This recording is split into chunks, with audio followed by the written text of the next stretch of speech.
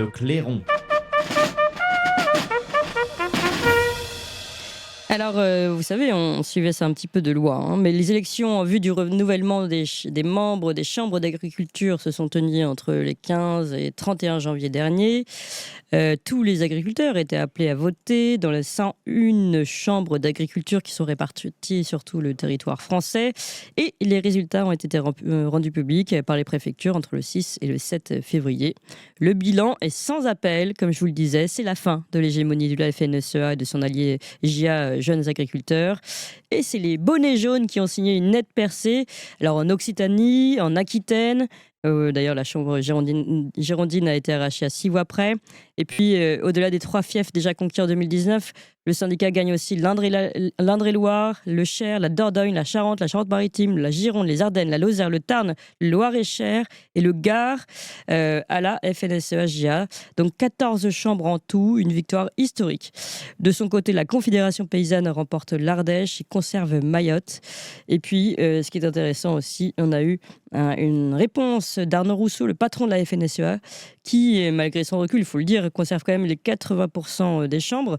Mais Arnaud Rousseau, lui, considère que le problème vient plutôt d'une politique anxiogène internationale. Je vous propose d'écouter cet extrait avant de donner la parole à Patrick Legras. D'abord, la première nouvelle, c'est que les agriculteurs se sont mobilisés pour cette élection, puisque nous avons un taux de participation qui est satisfaisant pour une élection de ce type. Et vous avez raison de rappeler que ce matin, la FNSEA et ses partenaires des jeunes agriculteurs seront à la tête de 80% des chambres d'agriculture, mais nous sommes effectivement en recul. Nous avions auparavant 97 chambres jusqu'à exactement, et donc nous avions anticipé. Vous savez, je connais plus d'un parti politique qui aimerait avoir ce genre de résultats. Mais effectivement, vous avez raison, notamment dans le sud-ouest, dans ce qu'on appelle les zones intermédiaires, nous sommes en recul notable parce que la colère qui s'est exprimée n'est pas retombée et que les agriculteurs de ces territoires, et d'ailleurs, ont le sentiment que les réponses apportées ne sont pas à la hauteur des attentes, et ça s'est traduit dans les urnes. Ça veut dire que de votre point de vue, votre score s'explique par la lenteur du gouvernement dans les réponses ? Il s'explique en partie évidemment par ce qui se passe depuis près d'un an. Vous savez, une crise agricole d'ampleur, rappelez-vous, c'était il y a un an tout juste. Une année agricole difficile, vous savez, cette année, les vendanges, les moissons, les fenaisons ont été difficiles dans bien des endroits, notamment du fait de la météo. La situation politique d'une instabilité totale, 4 premiers ministres en près d'un an, et puis aussi la situation internationale qui interroge, vous savez, quand vous êtes viticulteur et que vous voyez ce qu'annonce M. Trump, tout ça était très anxiogène. Donc vous voyez l'expression d'une colère et d'une inquiétude. Oui, absolument. Voilà, donc quand on l'écoute, Arnaud Rousseau, président de la FNSEA, c'est la faute à l'année difficile avec les récoltes, l'instabilité politique et la situation internationale qui interroge. Mais on va poser la question et tout ça, et surtout ce que ça va changer pour les agriculteurs, à Patrick Legras. Bonjour Patrick Legras. Bonjour Clémence. Merci d'être avec nous ce matin, agriculteur dans la Somme, porte-parole de la coordination rurale. Les fameux bonnets jaunes qui ont gagné cette percée et président de la coordination rurale dans les Hauts-de-France.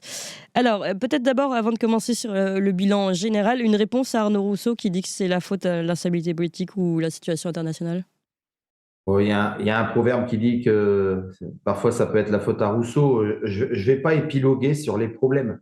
Il a reporté sa perte d'électorat sur les problèmes économiques ou agricoles. Je pense que c'est la meilleure chose qu'il peut avoir. Moi, je vais vous dire seulement 2 choses. Il a une chance, lorsqu'il dit qu'il a 80% des chambres, il a une chance énorme parce qu'il a eu les élections avec lui. Quand je dis les élections, les listes sont faites en partie par les chambres d'agriculture, par la MSA. C'est une partie de la préfecture qui fait les élections, pas tout. Là, par exemple, on a énormément de problèmes pour avoir les listes d'émargement. On a eu un vote papier, on a eu un vote électronique. Moi-même, dans mon département et dans plusieurs départements, on a des très gros doutes sur les votes informatiques. Donc, on va laisser le passé. On va voir l'avenir. L'avenir, c'est dans 15 jours avec le salon agricole. Oui. Ce qui est certain, c'est que si on avait des élections à 2 tours, ça ne serait pas 80%, il serait plus proche, à mon avis, de 20 à 30% que de 80%. Oui, d'accord. Alors concrètement, qu'est-ce que ça va changer selon vous, cette percée, pour vous? Même pas selon vous, officiellement, ça va vous changer de statut. Qu'est-ce que ça change pour la coordination rurale et donc pour le monde de l'agriculture?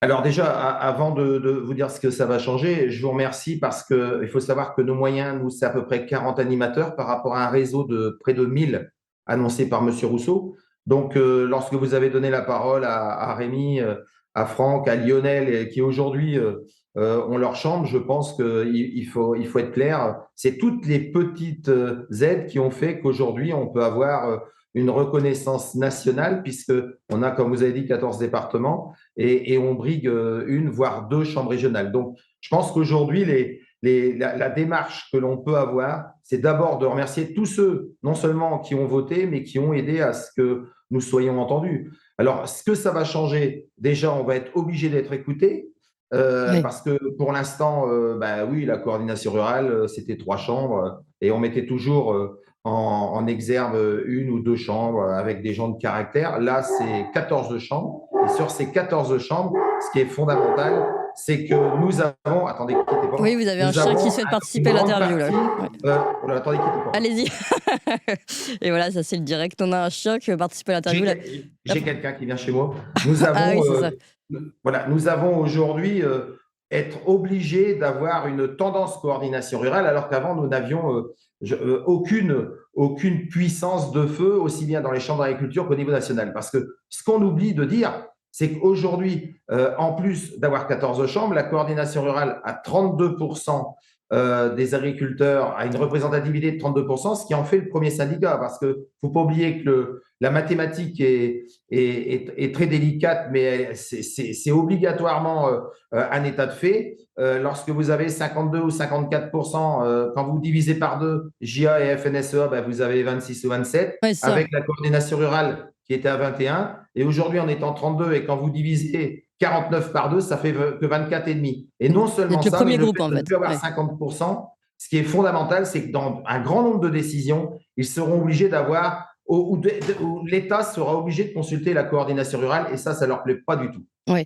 Alors, je vais vous dire quelque chose qui va peut-être pas forcément vous plaire, et puis comparaison n'est pas raison, mais je sais que beaucoup le font, donc ce rapprochement, et justement cette idée du fait que finalement vous êtes le premier groupe, enfin, donc vous, le premier syndicat, ça me fait vraiment penser au Rassemblement national, qui est en termes de vote aussi le premier groupe au Parlement, et d'une certaine façon aussi peut-être cette percée qui arrive malgré finalement le bon vouloir, on va dire, la raison des grands syndicats ou des médias, on va dire mainstream.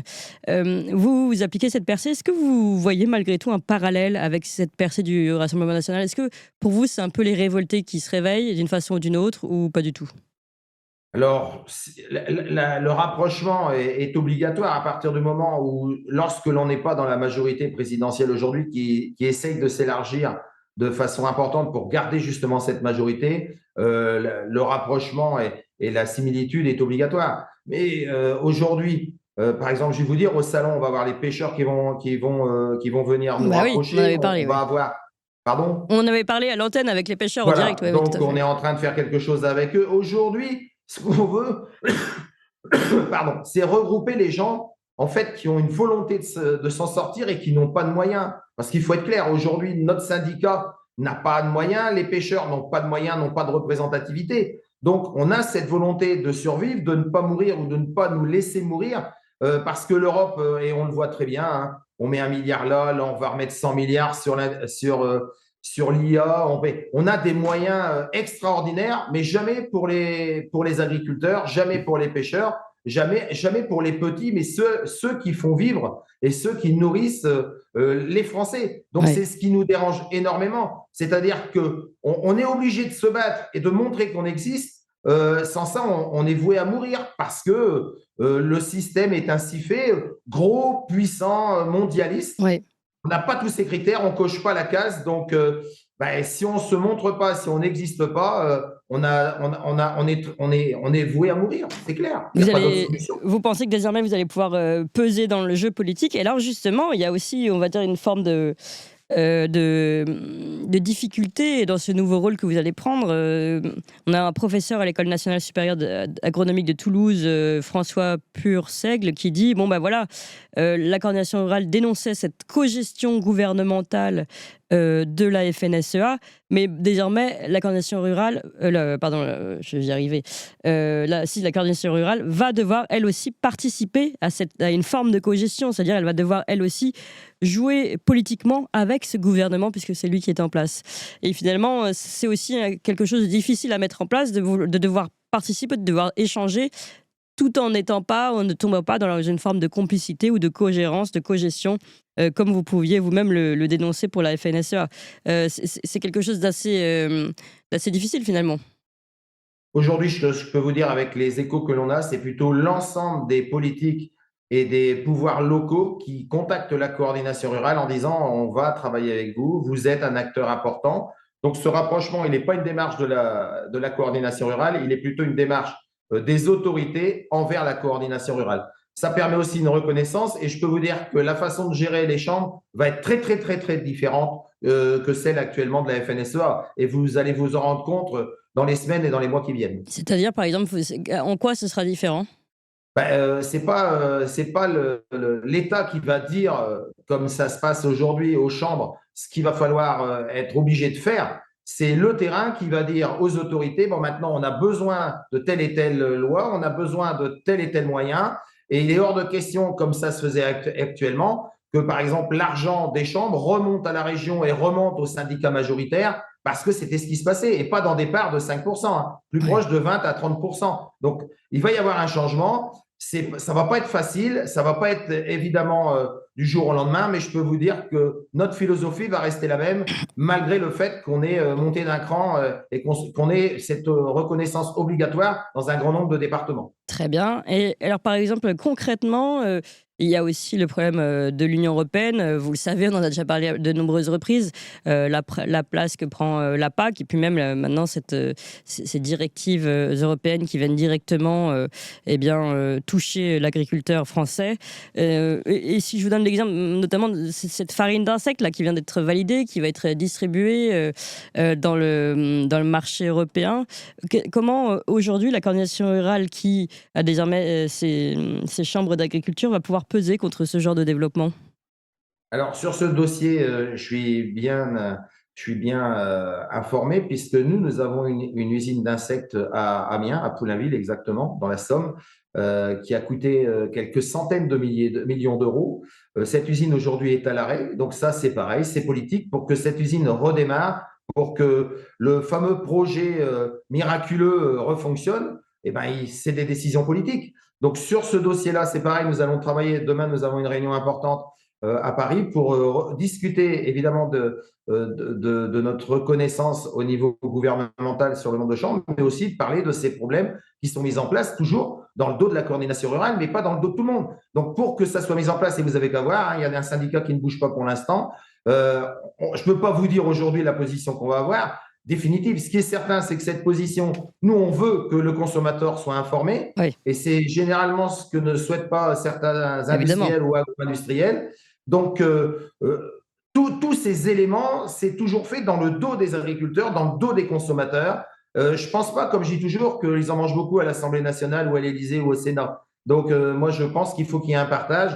Et ce partage, il doit être également fait sur les expériences alimentaires. Et je pense même que ça serait bien qu'ils aient un peu d'avance et que ça soit mis d'abord en place à l'État, puisque, comme disent certains, l'État, c'est moi, et bien que ces tests soient faits chez eux plutôt qu'aux consommateurs de base. Oui, bonne idée. Tiens, on va commencer par servir des insectes dans la très, très renommée cantine du Sénat où il y a quand même 3 chefs de grand renom là-bas. On n'a qu'à commencer par ça. Merci beaucoup, Patrick Legras. Je rappelle que vous êtes porte-parole de la coordination rurale donc, qui a percé, qui a désormais ses 14 chambres d'agriculture. En tout cas, à suivre évidemment, et on suit votre dossier, ce que fait la coordination rurale et ce qui va se passer évidemment au Salon de l'Agriculture. Inutile de vous préciser que Toxin sera présent sur place. Merci encore.